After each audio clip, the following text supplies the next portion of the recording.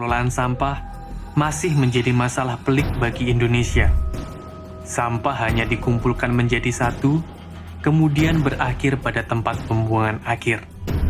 Akan tetapi, timbunan sampah yang menggunung di lokasi tempat pembuangan akhir ini memiliki dampak buruk bagi kesehatan manusia, juga kelestarian lingkungan.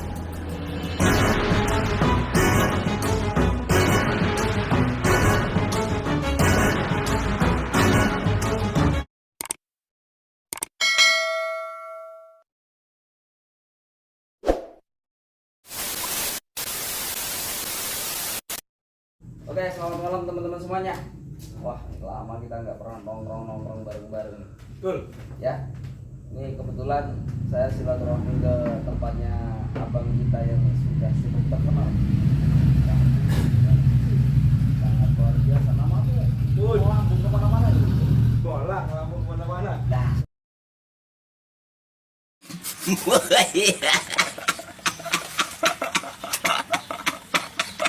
Serius kita mah beneran dah di berita-berita lengkap namanya. Nah, ini terkait ini bro, aku tuh sebenarnya mau main ke sini tuh ngobrol-ngobrol lah sama teman-teman. Ya khususnya aktivis PDT gitu kan, kayak Kang Irfan juga sering, beliau kan pernah kita juga ke anggota dewan gitu aja mau kalau ngomong di anggota dewan itu luar biasa dia kan. Masya Allah bener ini. Nah, ini juga Kang siapa? Kang Ical dari Briges juga kan?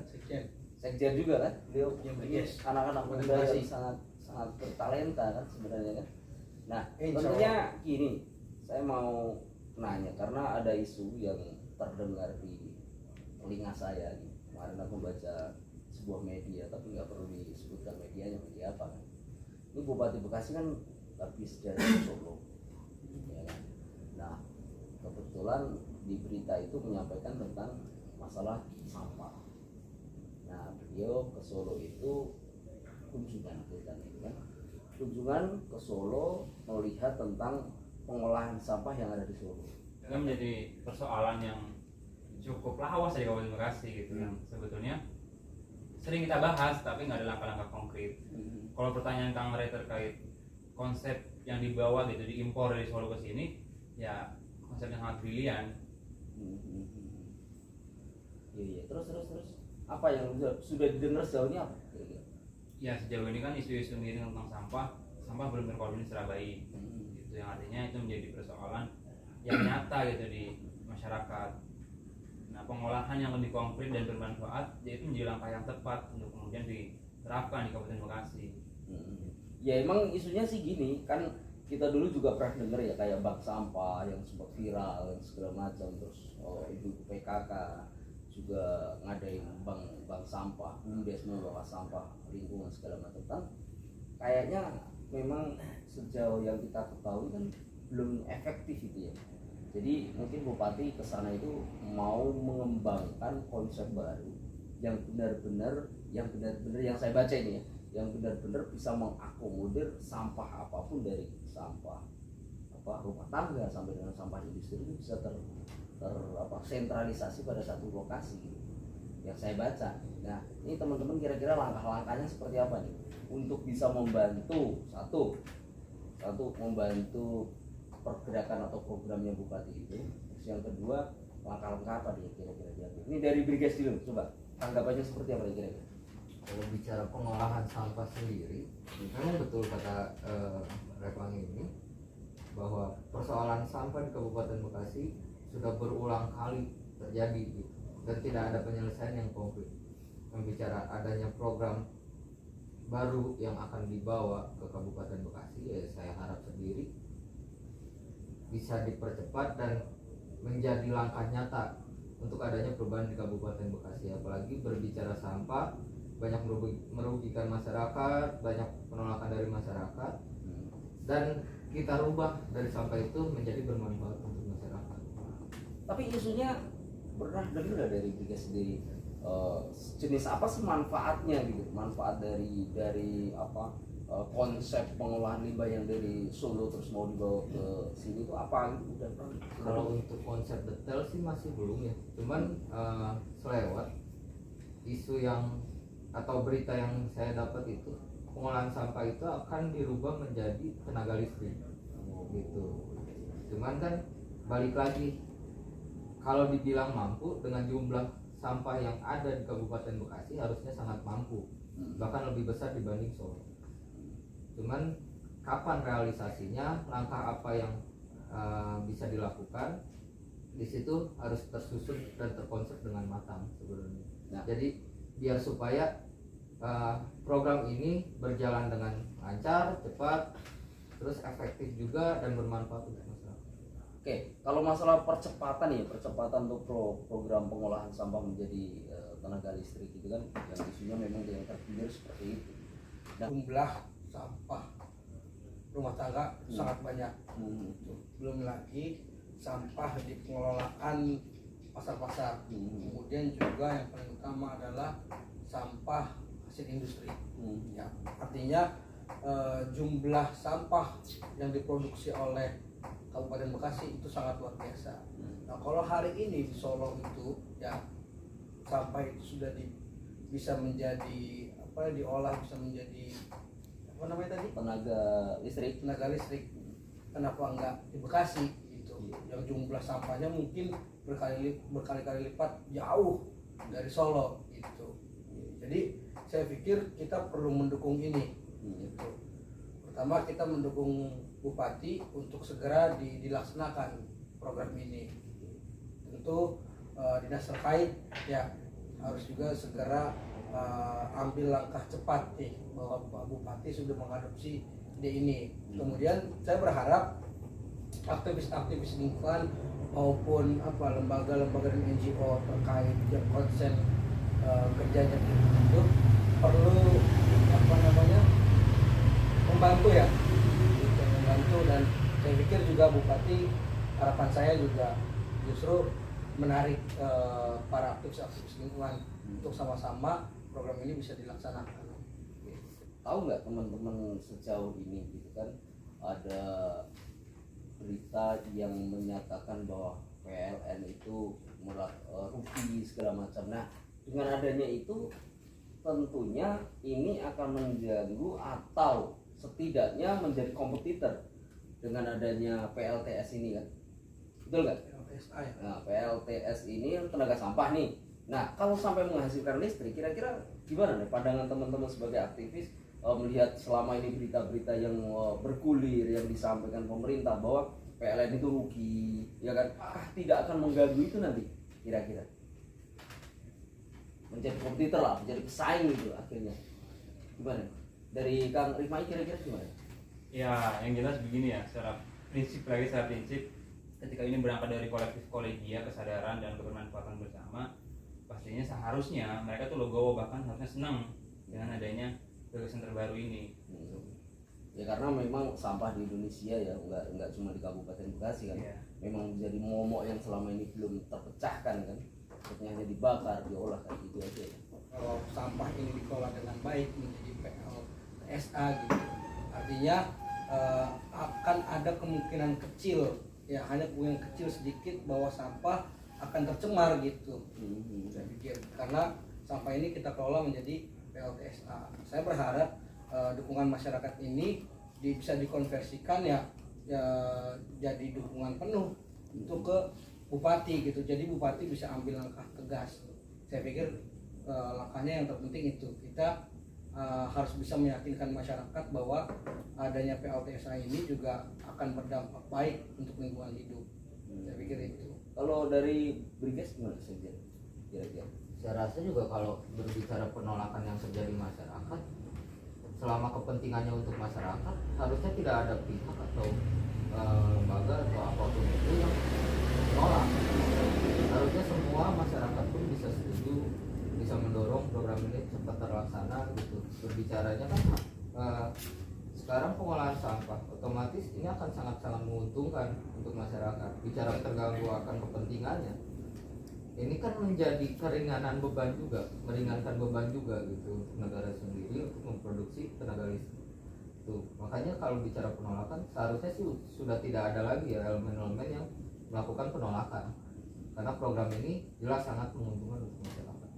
paling gini ya, kalau kira-kira pandangan teman-teman, paling kan ini indikasinya kan Indonesia real business gitu kan, ini kan bisnis gitu, artinya PLN sendiri punya bisnis, nah tiba-tiba ada kompetitor masuk kan gitu kan, nah itu yang paling mendasar menjadi problem. Tapi secara umum sampah diolah segala macam menjadi bagian positifnya, tapi negatifnya kan menjadi kompetitor. Nah kira-kira gimana? Kalau kita akhirnya mau bicara tentang perspektif bisnis ya terkait PLTSA nanti digagas, saya pikir ya nggak apa-apa, biarkan PLTSA ini nanti jadinya BUMD mungkin, badan usaha milik daerah. Jadi artinya akan ada PAD untuk Kabupaten Bekasi sendiri. Kalau ada PAD pemasukan yang besar ya untuk Kabupaten Bekasi sendiri, nanti kan juga akhirnya akan banyak hasil PAD tersebut buat program-program masyarakat. Saya pikir itu malah bagus kalau akhirnya mau kita bicara tentang perspektif bisnisnya, biarin menjadi bisnis daerah, akhirnya PAD di Kabupaten Bekasi jadi meningkat. Itu gimana? Iya betul sebetulnya ya. Pertama kan itu ide yang kemudian dipelopori oleh Solo. Dan di Solo juga kita belum tahu lebih banyak ya apakah dipelopori oleh swasta atau dipelopori oleh pemerintah daerah. Itu nah kemudian ide itu dijemput gitu oleh pemerintah daerah gitu, yang artinya kemungkinan besar itu akan diterapkan juga oleh BUMD. Pun ketika memang harus bekerjasama dengan swasta yang jadi soal gitu, untuk ketika memang harus dikerjasamakan entah terkait teknologinya yang memang kita belum mampu, tapi yang jelas ada sharing profit ataupun keuntungan gitu untuk daerah Kabupaten Bekasi. Jadi ya kalau bicara data yang real hari ini ya sampai detik ini kita nggak bisa upgrade gitu, nah, kita juga nggak fokus, nggak konsen dalam dunia persampahan dan dunia. Jelas kalau kita melihat dari jumlah masyarakat ya jelas banyak ya apa yang dikumpulkan, ditambah kepadatan penduduk juga mempengaruhi tempat di mana sampah dibuang. Bahkan beberapa kali ya kita melihat ya bahwa sering terjadi kegagalan untuk kemudian mengkoordinir sampah. Nah kemudian kalau hari ini sampah diberikan value, gitu, jangan diberikan value lebih, sudah otomatis masyarakat juga akan memperlakukan sampah sesuai dengan value-nya. Gitu. Jadi sudah sangat gampang untuk mengakomodir sampah itu, karena ada value dalam sampah tersebut. Nah kemarin kan kita kebetulan kan saya dengan teman-teman yang ada di sekitar sini kan kita punya organisasi juga yang namanya yang disampaikan di awal tadi itu. Nah kita memang benar biasa itu bergerak di bidang lingkungan ya, salah satunya penghijauan, terus penanganan segala macam yang terkait masalah lingkungan. Nah kemarin kita ngumpulin data survei secara, tapi belum terdata secara otentik atau tersurat yang masih tersirat. Nah itu kita melihat memang dampak dari lingkungan atau sampah industri, tapi sampah yang terkait dengan sampah cair. Nah ini kira-kira gimana nih? Ada usulan nggak nanti kira-kira contoh ke bupati atau ke apa gitu, instansi yang terkait yang syukur-syukur bisa tersambut ini oleh bupati, kira-kira gimana nih? Ada ide apa nih kira-kira agar tanah kita itu tidak tercemar? Kira-kira seperti apa nih ide dari teman-teman? Gimana Pak Bos? Hal ini ya, bahwa ada beberapa lembaga yang sekarang coba konsen memperhatikan lingkungan hidup ya. Khusus salah satunya adalah BSL ya, Dinas Lestari Lestari. Saya pikir apapun yang nantinya digagas oleh para lembaga yang konsen pada lingkungan hidup, yang terpenting adalah kita diberikan ruang dulu, ruang memberikan pendapat bahwa kita sudah riset, bahwa kita punya data di lapangan. Jadi didudukkan bersama dengan dinas terkait, terus juga pastinya bupati. Nah, jadi akan ada conversation, akan ada percakapan, akan ada dialog gitu by data itu, yang nantinya akhirnya kita bisa merumuskan solusi bersama-sama. Yang penting prinsipnya itu dulu, langkahnya itu dulu. Ya karena kan kalau dari kita sebagai aktivis lingkungan itu melihat industri ya, industri itu sekarang sudah memberikan dampak yang begitu luar biasa buruknya terhadap lingkungan gitu. Nah ini muncul lagi industri ini gitu. Nah kira-kira gimana nanti Mas, gimana kan sama nih dari Brigis kira-kira? kan sudah industri sudah terlalu banyak sekarang. Ini ada industri lagi, industri yang pengolahan sampah. Nah, kira-kira gimana dampaknya? Apa yang kira-kira mau diberikan kontribusi? Perlukah contoh bupati melakukan membuat perda atau peraturan apa gitu yang menurut pandangan teman-teman? Ya, kalau bicara peraturan sendiri itu kan sebagai dasar untuk melangkah. Itu dasarnya itu perlu juga dibuat oleh bupati. Selanjutnya ya betul kata Kang Budi bahwa kita perlu adanya wadah dulu nih, ada ruang dialog dulu antara dinas, aktivis lingkungan hidup, aktivis mahasiswa, aktivis pemuda, duduk bersama untuk mengkonsep supaya matang. Nanti kalau perlu ada badan khusus yang konsen untuk mengurus atau menggarap program ini, fokus dalam program ini agar tidak terjadinya dampak-dampak lain gitu. Jadi bicara industri sendiri, selama konsepnya itu matang, selama kajiannya itu jelas, by data juga, saya rasa sih dampaknya akan tidak terlalu terlihat juga. Kemudian begini ya, saya pikir ya terkait kalau nanti bupati akhirnya menjalankan program LTSA ini ya, menjadi sebuah perusahaan mau bersama swasta ataupun BUMD. Saya mau soroti berangkat dari pengolahan sampah rumah tangga dulu. Nah, artinya saya pikir akan ada setiap rumah tangga atau rumah gitu yang produksi sampah, dia juga akhirnya punya pemasukan gitu. Otomatis kalau ini dikonversikan jadi sebuah bisnis, sampah rumah tangga juga pasti akan diberikan kepada BUMD atau perusahaan swasta untuk kegiatan atau program PLTSA itu gitu. Jadi dari sampah itu kita juga akhirnya setiap masyarakat, setiap rumah tangga itu juga jadi punya pemasukan, daripada sampah akhirnya dicimarkan kemana-mana, pengelolaannya nggak jelas. Kalau sampah ini bernilai di rumah tangga aja, otomatis dia akan rapi gitu dalam pengelolaan sampahnya, karena ada yang ekonomis dan ada yang enggak. Mau nggak mau dia akan memisahkan sampah-sampah ekonomis yang akan bisa dijual ke perusahaan PLTSA tersebut. Saya mendukung banget yang program bupati ini. Saya pikir segera dibuatkan ruang dialognya ya antara lembaga lingkungan hidup ini ya, konsen pada pergerakan lingkungan hidup dan dinas lingkungan hidup dan juga bupati. Oke. Langkah-langkahnya nanti kita buat bersama di dalam program tersebut. Dari sana mendukung juga. Mendukung, sangat mendukung. Sangat. Berarti secara umum lah ya, dari teman-teman aktif semua tuh dengan ini adanya ini hubungannya luar biasa. Oke, terakhir ini ya, saya mau menanyakan tentang baiknya perda apa nih yang harus dibuat, karena kan sekarang itu CSR belum efektif dikelola gitu. Nah, kira-kira perda apa yang pantas adanya muncul industri baru ini yang harus segera dimunculkan? Perda apa nih kira-kira? Karena dengan CSR ini saat ini belum terkelola dengan baik. Bahkan banyak perusahaan yang tidak melakukan pembayaran mungkin gitu, melakukan kewajiban itu. Kira-kira dari Mas Revangi, 1 menit. Yang jelas perdanya berbentuk perbup ya, karena lebih konkret kepada pengusaha swasta. Kalau kemudian CSR menjadi tanggung jawab harus diberikan oleh perusahaan swasta gitu, apalagi itu digunakan untuk kebermanfaatan yang lebih besar, artinya udah diikat perusahaan-perusahaan yang ada di Kabupaten Bekasi gitu, terus ikut berkontribusi terhadap ya itu kebermanfaatan yang lebih besar. Jadi bentuk perdanya ya perbup. Kalau saya sih prinsipnya gini ya, peraturan ini nanti dibentuk ya menjadi perda atau perlu. Yang terpenting adalah isinya, kepastian hukumnya, makna-maknanya dari peraturan tersebut itu konkret gitu untuk diaksiologikan.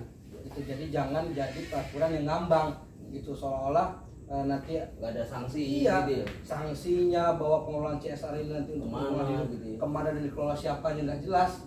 Jadi saya pikir harapan saya secara tekstual nanti mau bentuknya perda atau perbup, narasinya teksnya jelas saya pikir. Dari Pak Seksin nih. Kalau menurut saya sih selain bicara aturan, perusahaan-perusahaan pun harus menumbuhkan kepedulian untuk membangun Kabupaten Bekasi sendiri gitu. Yang dampak lingkungannya luar biasa. Iya gitu. Makanya kan sekarang bicara perusahaan yang ada di Kabupaten Bekasi, bicara dana CSR-nya dan aturannya yang belum jelas. Selain aturan itu mengikat, saya rasa juga kepedulian mereka pun harus tumbuh. tanpa adanya kepedulian yang tumbuh, aturannya akan cuma sebatas aturan gitu. Pasti banyak juga yang akan menjadi pelanggaran yang terjadi di Kabupaten Bekasi. Jadi selain bicara aturan, kita harus bisa menumbuhkan rasa kepedulian dari perusahaan-perusahaan untuk membangun Kabupaten Bekasi jadi lebih baik. Oke, cukup saya pikir ya diskusi kita hari ini, dan prinsipnya kita mendukung semua ya. Program kebaikan segala macam.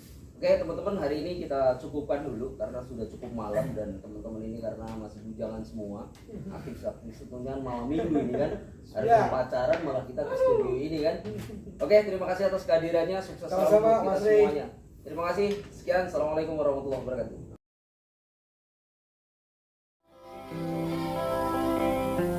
Lestari alamku, lestari desaku, di mana Tuhanku menitipkan aku, nyanyi bocah-bocah.